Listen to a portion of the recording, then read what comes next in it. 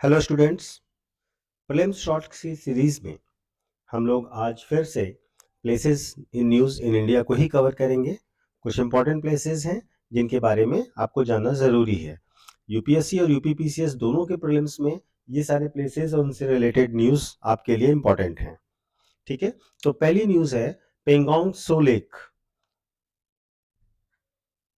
यह जो लेक है ये लद्दाख में स्थित है। न्यूज़ में इसलिए थी क्योंकि 2 दिन पहले लद्दाख ने हाई एल्टीट्यूड फ्रोजन लेक पर हाफ मैराथन आयोजित किया था, जो कि Guinness book of world record में भी दर्ज हुआ है। इस वजह से ये न्यूज़ में रही। साथ ही साथ चाइना के साथ डिस्प्यूट्स को लेकर के भी ये बार बार न्यूज़ में रही है लास्ट ईयर, तो इस वजह से इसके बारे में जानना ज़रूरी है। ठीक है, ये वास्तव में 4,350 मीटर हाइट पर स्थित वर्ल्ड की हाईएस्ट सॉल्ट वाटर लेक है। आप ध्यान रखिएगा, ये सॉल्ट वाटर लेक है। ठीक है, और इसको हम इसलिए भी ये फेमस है क्योंकि ये अपने कलर्स चेंज करती रहती है।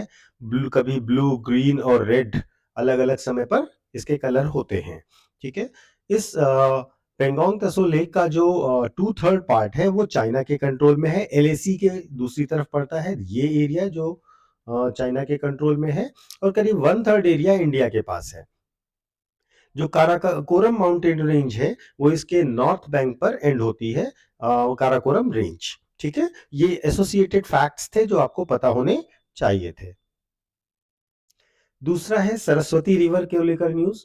सरस्वती रिवर को लेकर अरुणाचल प्रदेश और हिमाचल प्रदेश और हरियाणा ने एक एमओयू साइन किया है इस रिवर को रिवाइव करने के लिए।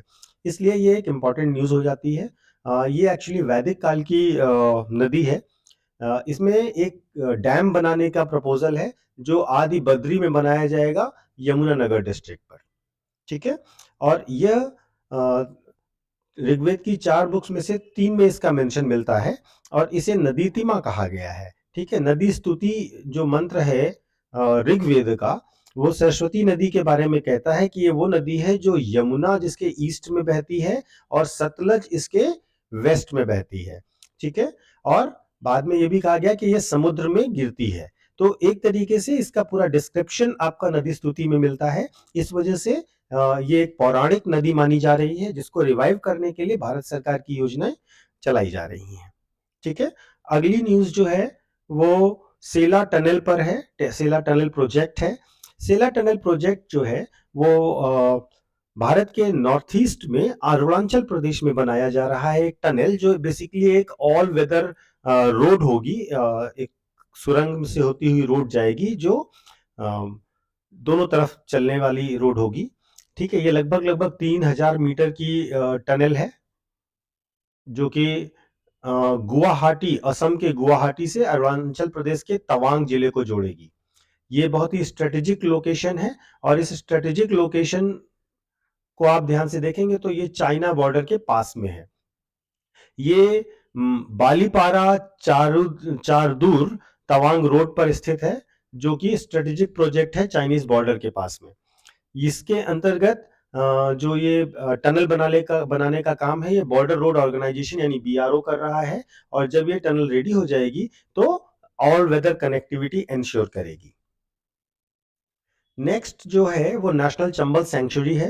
नेशनल चंबल सेंचुरी ये आप मैप में यहाँ पर देख सकते हैं, ये चंबल रिवर के पास में है।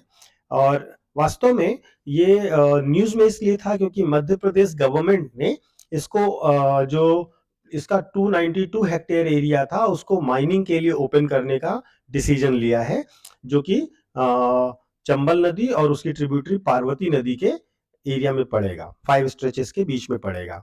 वास्तव में यहाँ पर इलीगल माइनिंग का बहुत बड़ा मुद्दा था और इसीलिए गवर्नमेंट ने इसको ऑफिशियली माइनिंग को ओपन करने का डिसीजन लिया है। इस वजह से ये न्यूज में रहा। इंपॉर्टेंट ये है कि ये चंबल सैंक्चुरी जो है 1979 में स्टैब्लिश की गई थी और ये करीब करीब चंबल नदी के 425 किलोमीटर की लेंथ में स्थित है और नदी के दोनों तरफ 2 से 6 किलोमीटर का जो एरिया है उसको कवर करती है ये नेशनल चंबल सैंक्चुरी। ये इसमें घड़ियाल सबसे ज्यादा पाए जाते हैं। ये बहुत इंपॉर्टेंट घड़ियाल कंजर्वेशन का एरिया भी है और नेशनल चंबल सेंचुरी मुख्यतः 3 राज्यों मध्य प्रदेश, उत्तर प्रदेश और राजस्थान से होती है, 3 राज्यों को कवर करती है, ठीक है?